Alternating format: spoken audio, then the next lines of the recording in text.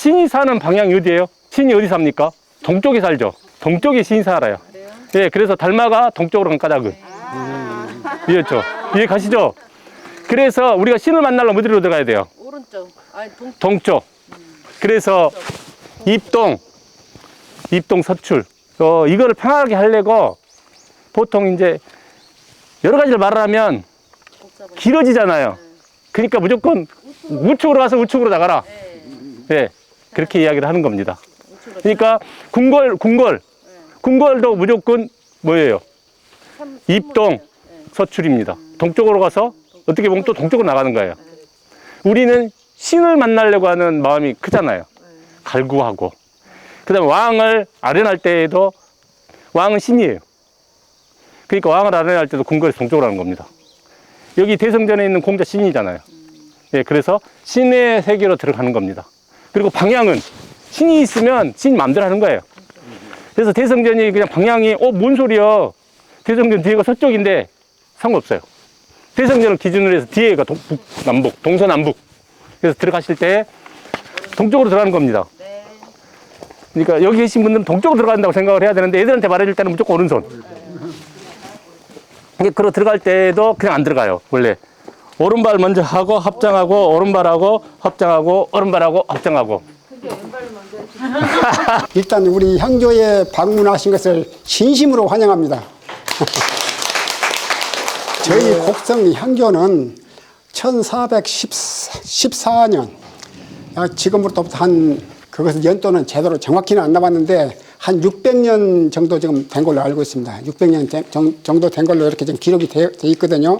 이에 앞서서 옥과 향조가 저희 곡성 향조보다도 먼저 좀 지어졌습니다. 왜냐하면 옥과 현, 옛날에 현감 말하자면 하서 김인우 선생님이 지금 장성 피람서원에 지금 배양되고 계시거든요. 그리고 견면에도 지금 배양되고 계십니다. 예. 왜냐하면 옥과 현감을 지내셨기 때문에 향교는 아마 여러분들도 많이 아실 겁니다. 저기 맨 입구에 올라오시면 홍살문이 있습니다. 예. 홍살문을 지나서 한 100m 정도 가까이 오면은 바로 이거 외산문이라고 있거든요. 외산문은 뭐냐? 바깥에 있는 3칸짜리 문이다라는 것을 해서 문이고, 그 다음에 이거는 명륜당으로서 여기서 하나의 강당입니다. 지금 옛날에. 그리고 저쪽에 이제 동제가 있고 저기 서제가 있는데 동제, 서제는 옛날에 그가 공부하는 글방이에요.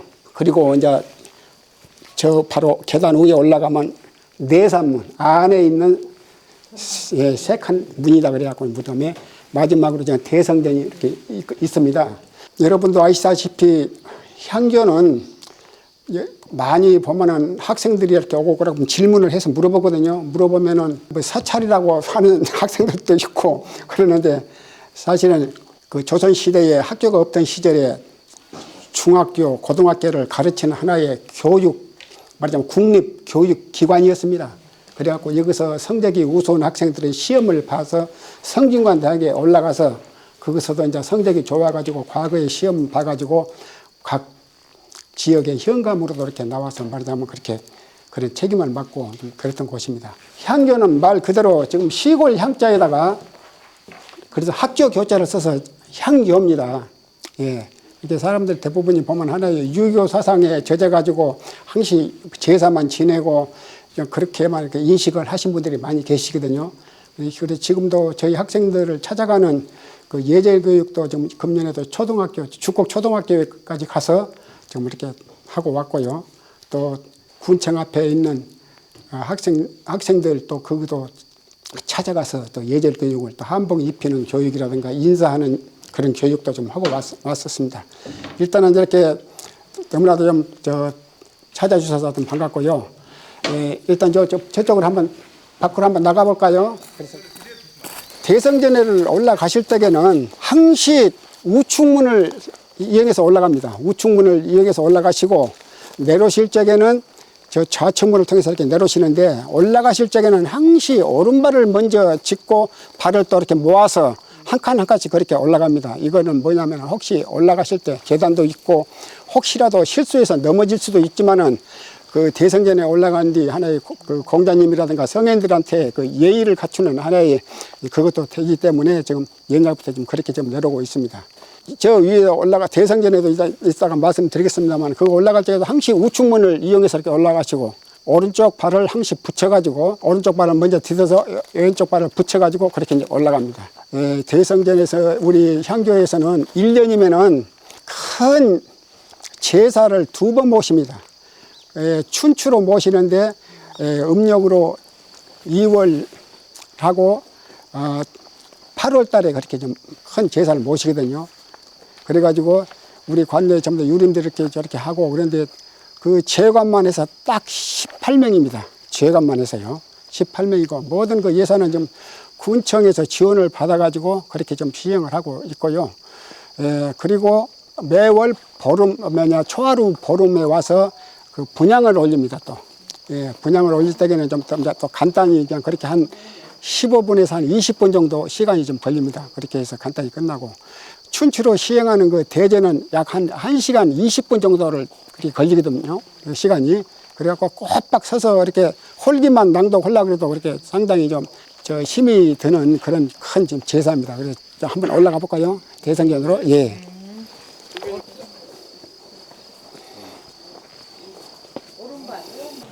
아까 이 밑에 명륜당이라는 그 건물 이름은 이제 밝을 명자에다가 인륜윤자를 써서 명륜당이거든요. 그 뜻은 뭐냐면은 인륜을 밝히는 그 집이라 해서 그렇게 명륜당이라고 지었고요. 여기 대성전은 말 그대로 큰 대자에다가 이룰성자, 그다음에 집전자를 써서 크게 이루는 그 집이다. 그래서 이렇게 해서 지금 현재 이거 지금 공자님 말하자면 그 입회입니다. 저쪽에가 공자님 제자이신 안좌, 그 다음에 저쪽에가 정좌, 이쪽이 자사, 저쪽에 이제 맹자 그렇습니다. 맹자, 아까 중국 오성이 이제 이렇게 모서져 계시고요, 한중앙에. 그 다음에 저쪽에는 이제 송조, 이연이 저쪽에 계시고 또 송조 이연이 저쪽에 또 계십니다. 그 외에는 아국 18현이라고 신라의 시대에 최치원 선생님이라든가 지금 경주 최씨 시조이시면서요. 그 다음에 그 설총 선생님, 뭐 또 고려 시대의 정몽주 선생님이나 안향 선생님. 그래서 보면은 지금 대성전에 모셔져 있는 이 분들은 일반인들이 생각하실 적에 더 유명하신 분들도 계시는데 왜 이분들만 이렇게 모셔졌을까 궁금해 하신 분들이 많이 계실 겁니다. 그러나 이분들은 평생 동안 성리학을 배우고 연구하면서 후배 양성에 아주 평생을 같이 하신 분이거든요. 예. 정몽주 선생님 같은 분도 자기가 그 직책을 맡으면서 가장 향조를 많이, 건물도 많이 짓고 있는 그런 분이에요. 그런데 억울하게 지금 반대파에 의해서 그렇게 이제 참 안타까운 그렇게 희생을 당하시는데요. 그런 분들이 정몽주와 선생님 같이 그렇게 억울하게 희생을 당하신 그 선생님들이 여기에 지금 6분이나 지금 계십니다. 정여창 선생님이라든가 이런 분들도 보면은 오직에 얼마나 그 뼈에 사무친 그렇게 안 좋게 생각했으면은 무덤을 파헤쳐가지고 다시 목을 쳐가지고 예, 그런 아주 부관 참시를 좀 당하신 분들도 좀 계십니다. 이 안에는. 그렇게 좀 참고를 해 주시고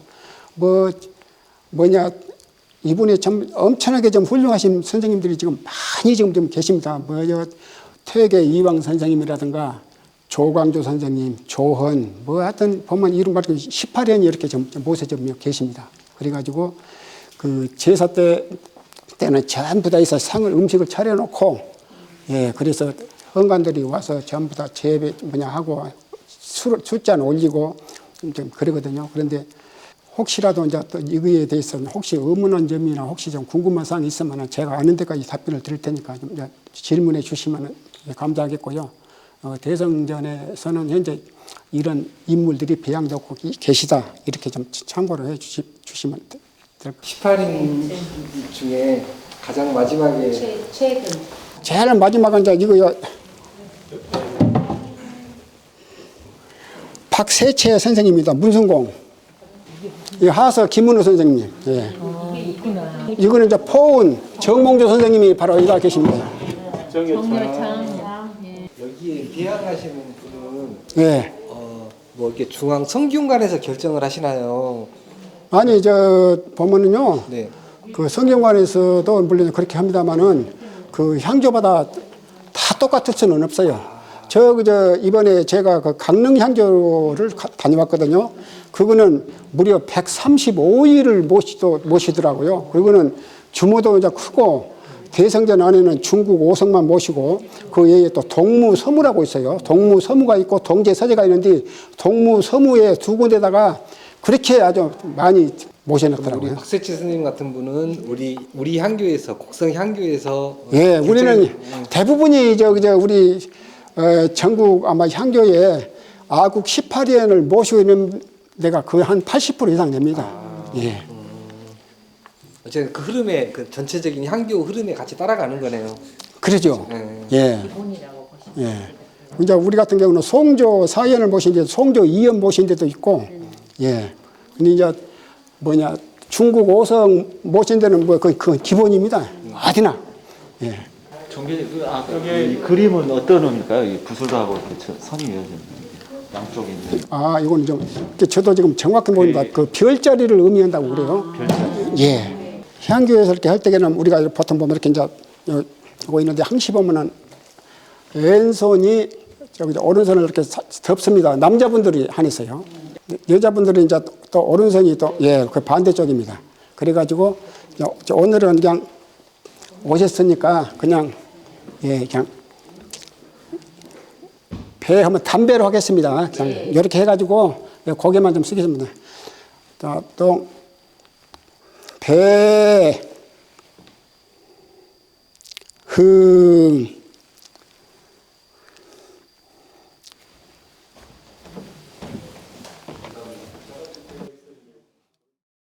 우리가 지나가다가 보면 송덕비, 공덕비 같은 경우도 거기에 나와 있는 현감, 관찰사, 부사면 그걸 확인해 봐야 돼요. 그래서 무조건 충성해서는 안 됩니다. 조선왕조 500년 동안 곡성 현감의 그 임기를 제가 왕조실록을 해서 찾아보니까요. 짧은 분들이 되게 많아요. 6개월짜리, 1년짜리가 뭐냐면 탐관오리야. 네, 그래서 1년 만에 파직. 네, 그래서 긍정적인 부분도 말을 해야 되는데 이제 그냥 일반적인 상식을 제가 약간 깨려고 드리는 말씀이에요. 그래서 여기에 현감 있죠? 이 현감이라고 쓰여 있는 분들도 한번 찾아봐야 됩니다. 또 이럴 수도 있잖아요. 탐관오리인데 본인이 와가지고 이 향교에다가 어마어마한 예산을 투하를 해줬어요. 그럼 향교 입장에서는 송덕비를 세우잖아요. 네, 그런 부분도 있으니까 한번 앞으로 다니실 때 송덕비, 공덕비 같은 경우도 한번 내가 조사해 볼 필요가 있다. 그 다음에 이제 우리가 보면 여기서 이제 군수잖아요, 여기서부터는. 그러면 이제 1910년 이후에 1914년에 일제가 행정 개편을 하면서 옥가현하고 곡성현을 통합을 하잖아요. 예, 통합을 하고 그다음부터는 군수를 뒀습니다. 그러니까 여기까지는 이제 조선시대. 그 다음에 이제 여기가 군수가 나오면 군수부터는 우리가 이제 근현대라고 봐야죠. 여기 갓을 세운 것하고 안 세운 것하고 차이 있어요? 이게 보통 우리가 이제 이 비석은 탑의 형태를 그대로 따는 거거든요. 탑의 형태를 따니까 그때 당시에 이제 유행, 흐름 또는 여기 사올 때 그런 도원이라는 그런 규모가 필요하니까 조금 그냥 속된 말로 이야기를 하면 좀 더 정성을 들이면 이 비석의 구조가 가고, 그 다음에 또 우리가 봤을 때 이 비석들이 아마 전부 다 있었을 겁니다. 예, 이게 다 있었는데 이게 지금 떨어져 나간 걸 거예요. 여기도 보시면 비석이 이수가. 예, 근데 대신에 이제 조각의 차이는 좀 표현이 뭐하지만 약간 뭐 예산이라든지 정성이라든지 그런 부분. 그래서 이제 우리가 절에 가서 보면 뭐 조론 청정 탑비 국보 보물 이제 그런 형태로 가는 그 부분이거든요. 그래서 이거는 다 옮긴 거예요. 그래서 일제 조성을 해서. 네. 그리고 이제 향계에 와서 보시면 좋은 게 나무들이에요. 예. 은행나무나 이쪽에 있는 보호수로 해서 여기는 좀 320년이 됐다고 했잖아요. 그래서 우리 향교는 우리가 이제 유교학적 측면에서 이거를 우리 유교에 플러스가 되어 있는 게 풍수가 들어가 있잖아요. 그래서 풍수가 가미가 안 될 수가 없습니다. 그래서 약한 거는 비보. 예, 그 기운을 보호하고 늘린다 그래서 그런 부분들을 이제 주로 했던 그런 부분들이 나무라든지 예, 그러한 측면으로 가서 있기 때문에 해안교에 가서 보시면 나무들이 너무 좋아요.